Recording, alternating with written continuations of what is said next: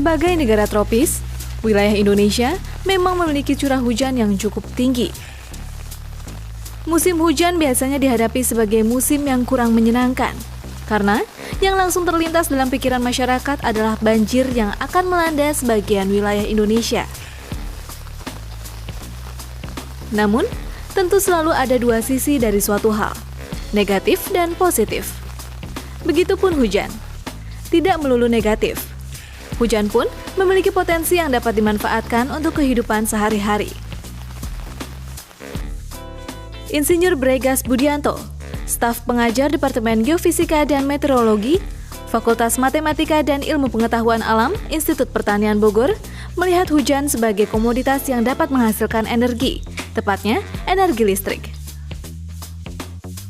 Curah hujan yang tinggi di Bogor telah mengilhami beliau untuk memanfaatkan aliran hujan yang turun melalui pipa-pipa pembuangan air sebagai pembangkit listrik. Inovasi ini bernama Mini Power Station Nano Hydro.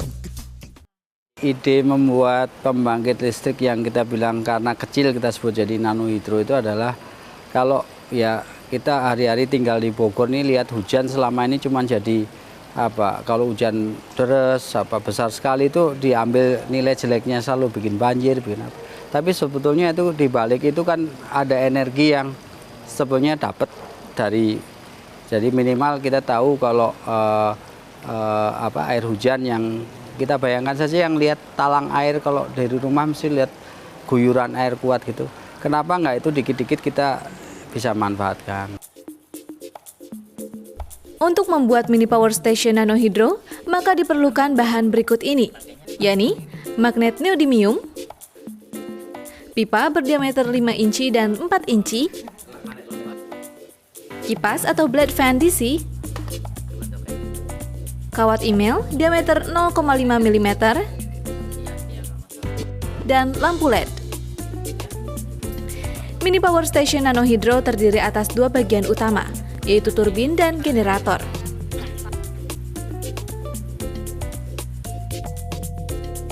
Turbin dibuat menggunakan kipas fan DC sebanyak 6 buah yang disatukan menjadi sebuah turbin dalam satu kesatuan.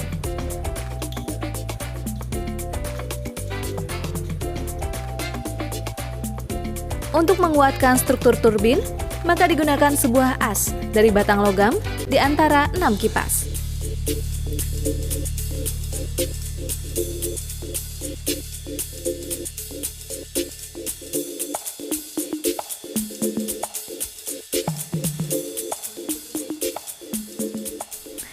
Turbin yang sudah dibuat dipasang pada pipa 4 inci sebagai media untuk menempelkan magnet.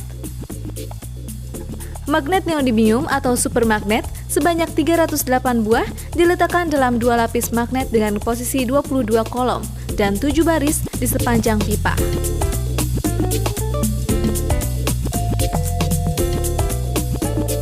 Kemudian beranjak kepada pembuatan generator.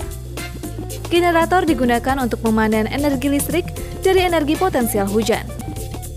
Pembuatan generator diawali dengan pembuatan kumparan. Kumparan dibuat dengan melilitkan kawat email pada seng yang sudah dipotong dan dibentuk. Kumparan dibuat sebanyak 22 buah dengan jumlah lilitan optimal.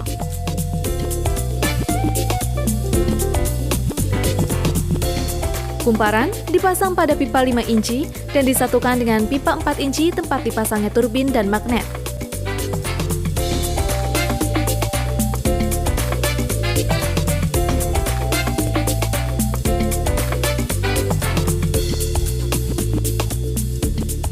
Semua kumparan disambungkan dengan cara seri untuk mengoptimalkan energi yang dihasilkan sesuai perpindahan fase magnet, sehingga didapatkan dua bagian kawat sebagai media pengaliran arus listrik yang dihasilkan.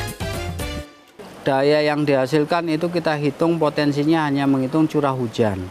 Jadi curah hujan kalau yang diterima dari satu tempat oleh misalkan rumah punya luasan atap yang tertentu, itu debit air yang kita dapat berapa. Nah, debit air itulah yang menjadi potensi energi yang bakal dipanen. Nah, generator kami ini menghasilkan listrik voltasenya rendah, jadi bukan voltase tinggi yang seperti dibuat di kategori mikrohidro. Itu sulit dan mahal. Karena apa? Karena listrik yang dialirkan itu tidak perlu pakai kabel panjang, tapi cukup dari lokasi itu dipakai di lokasi itu juga. Jadi low voltage device itu tidak menjadi efisien. Jadi nggak perlu mengalirkan arus listrik untuk jarak yang jauh. Jadi kalau kita bikin generator listriknya low voltage, itu nggak jadi masalah. Jadi murah. Sekarang, mari kita uji mini power station nano hydro yang telah dibuat.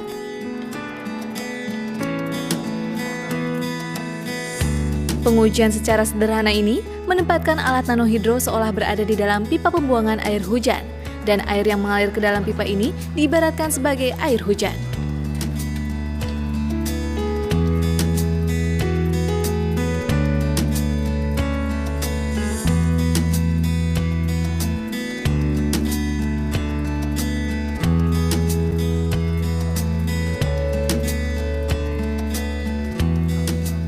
Untuk melihat kinerja dari alat nano hydro, maka diperlukan bantuan multimeter.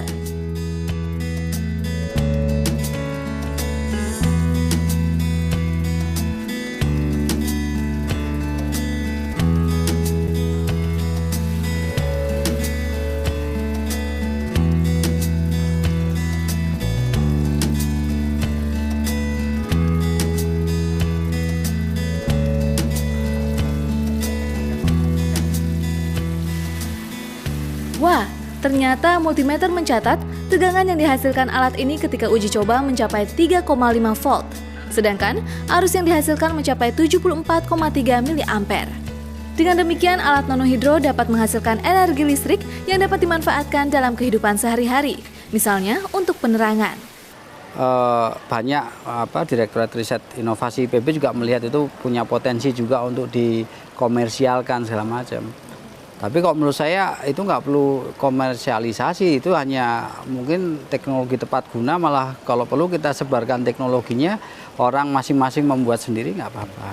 Jadi kalau mau dikaji lebih lanjut tentunya kita mendesain bilah turbin yang lebih efisien, tapi mungkin jadi ongkos risetnya jadi mahal untuk mendesain itu. Itu malah di luar pikiran saya. Justru saya mencoba bagaimana membuat alat yang dari barang-barang yang ada di sekitar kita. Jadi untuk melakukan ini nggak punya halangan apa-apa kita. Sangat luar biasa. Jika inovasi ini dapat disebarkan kepada masyarakat, maka dapat dibayangkan begitu besar manfaat yang dapat diperoleh. Apalagi energi adalah sumber daya yang sangat terbatas. Semoga kedepannya inovasi ini dapat terus berkembang dan mengilhami berbagai inovasi lain di bidang energi alternatif. Mari kita dukung inovasi anak bangsa.